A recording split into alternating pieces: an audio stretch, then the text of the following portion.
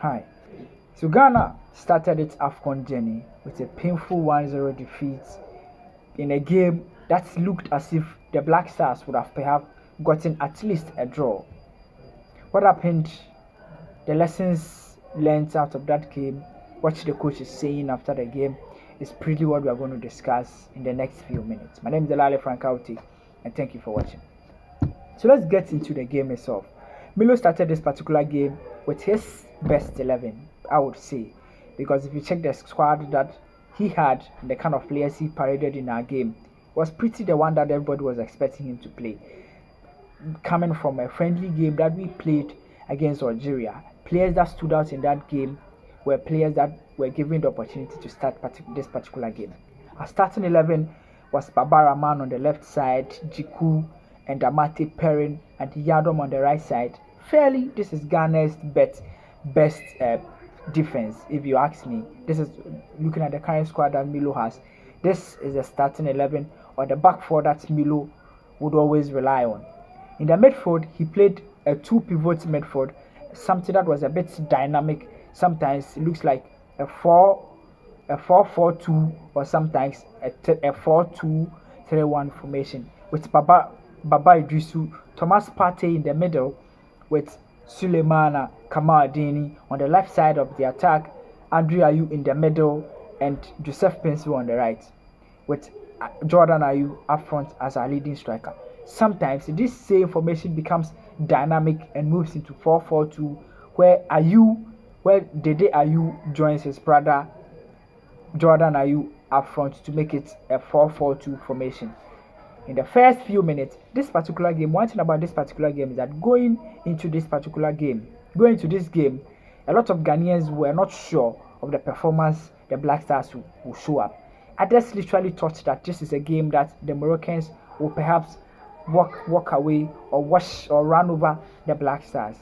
But in the first 10 minutes, it proved to be perhaps a different game when the Black Stars dominated in the first 10 minutes by having 3 corners in the first 10 minutes. But unfortunately, we did not take advantage of that.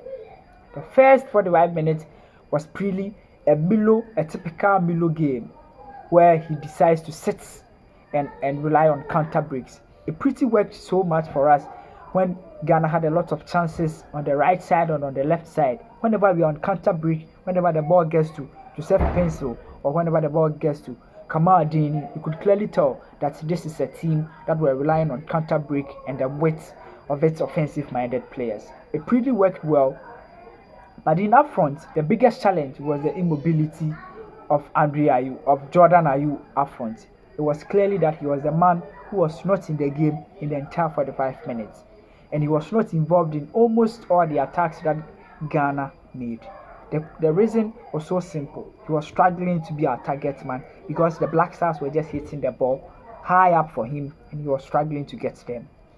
The first 45 minutes looked like a game that Ghana could easily get a win if we do certain things right, because the Moroccans were not moving too much forward because of the threats that we were pulling when we were moving forward with the ball. And the first 45 minutes looked as if a team that was well coached and a team that played to their strengths. That was obvious. Ghana knew their strengths and they played to it. The second half, pretty much I was not expecting any changes in Milo's squad. When I talk about changes, I was not expecting to make any substitution. The only one that I was expecting Milo to do was to push Andre Ayew as the false number 9 and allow Jordan Ayew to do the runs on the flanks, in the middle, and everywhere.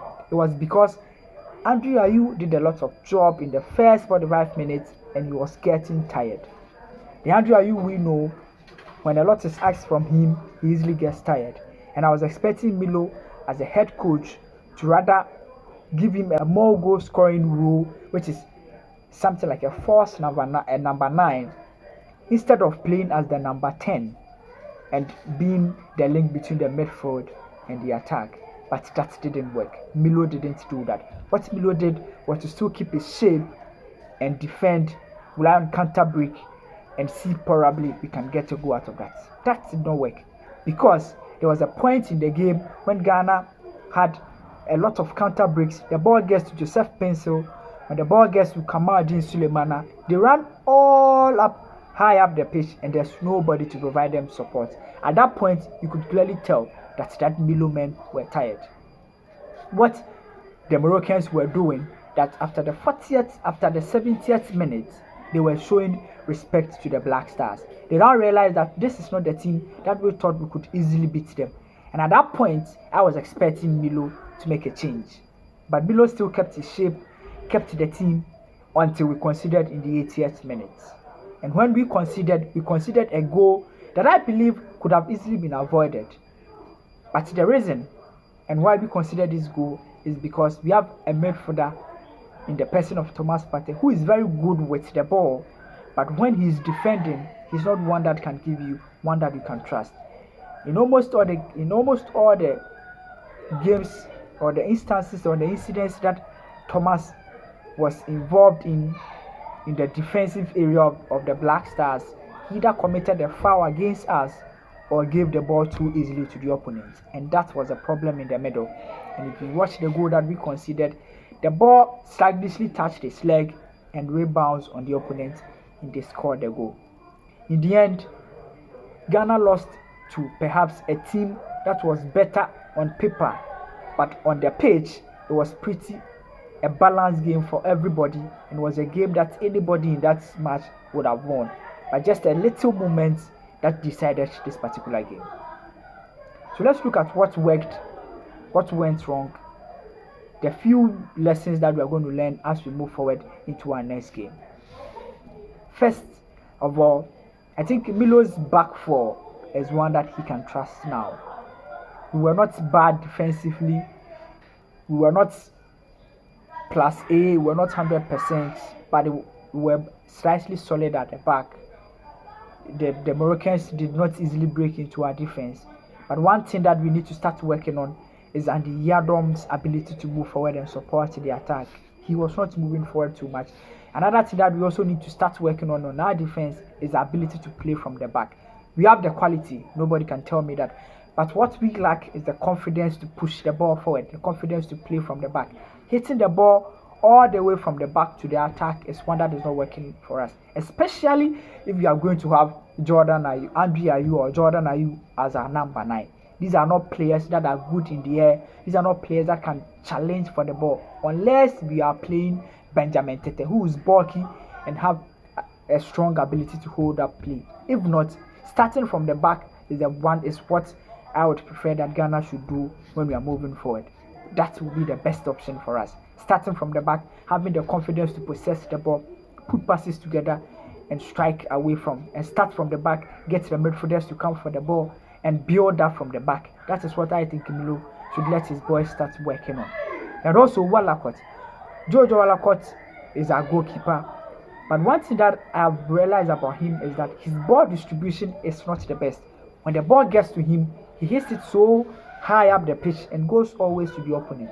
Something that he needs to start working on, because in this modern era, as goalkeepers, you need to be able to distribute the ball to your players.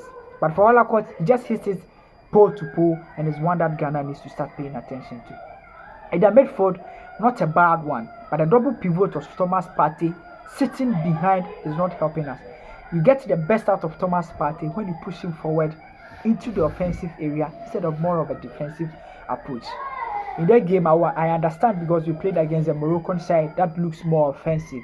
So then Milo has to restrict some of these players and prevent them from moving forward. But in our next previous games, I expect Ghana to go all up and allow Thomas Partey to move forward. Pencil Sulemana were one of our best players in the game. They did their best. They were always running with the opponents, but sometimes they need to go for goal by themselves. When the going get over, we saw what Joseph Pencil did when he had some brilliant moments and went for goal. That was one of our shot targets in the entire game. So for me, I would expect Joseph Pencil and Sulemana with Kamaldeen to try and take on opponents after 1v1, try and go for goal themselves when they don't find anybody. Is one that we need to start working on. Up front, Andre Ayew in the first 60 minutes until you got a head injury was literally one of our best players up front. He was doing a lot of defensive responsibilities as well as offensive responsibilities, which really gave us a balance in the middle. And for me, I would say kudos to him. But there got to a point that the man got tired, and I was expecting Milo to take him out. And also, the next thing that Black Stars and Milo needs to start working on is our target man. We need to decide whether we want to play a false number 9 or we want to play a typical striker. If not, I don't expect the Black Stars to have Jordan Ayew as our number 9, a typical number 9 anymore. Not at all. If Milo has strength and the ability and the trust, we should perhaps put Benjamin Tete up front. If he typically wants to play this way, where he has a target man and the shots and the balls will be going to him, then I expect him to play a typical number 9 who is in the person of Benjamin Tete instead of playing Jordan Ayew, who literally enjoys playing the ball more than putting the ball in the net. What didn't work for us, and I think what Milo needs to start working on, is how he sits so much and waits for so long before he effects changes. It is important to note that this particular tournament allows everybody to make 5 substitutions. 5 substitutions that Milo did not take advantage of, and he started making the substitutions after we have conceded. And after the game, he made a comment to the press that we were dominating and we kept the shape until we conceded. That is why he did not make that's why he decided not to make any substitution. For me, I think after the 70th minute, when the Moroccans started showing us a bit of respect, that was the moment when Milo should have relied on the abilities of Fatah Ishaku and brought him on, because he has that ability to drive from afar. Because there was a point that Ghana was seeing more of the ball and we were dominating play, but Milo kept the substitution to himself and decided not to use it until the dying minute. And after that, that is what caused that, because we were down and we made 3-4 substitutions and even wasted a lot of time instead of we even going to play the game. For me, this is a game that we could have easily, if not to win, get a draw out of that, because the Moroccans were not even attacking at a point and they were allowing us to play the ball.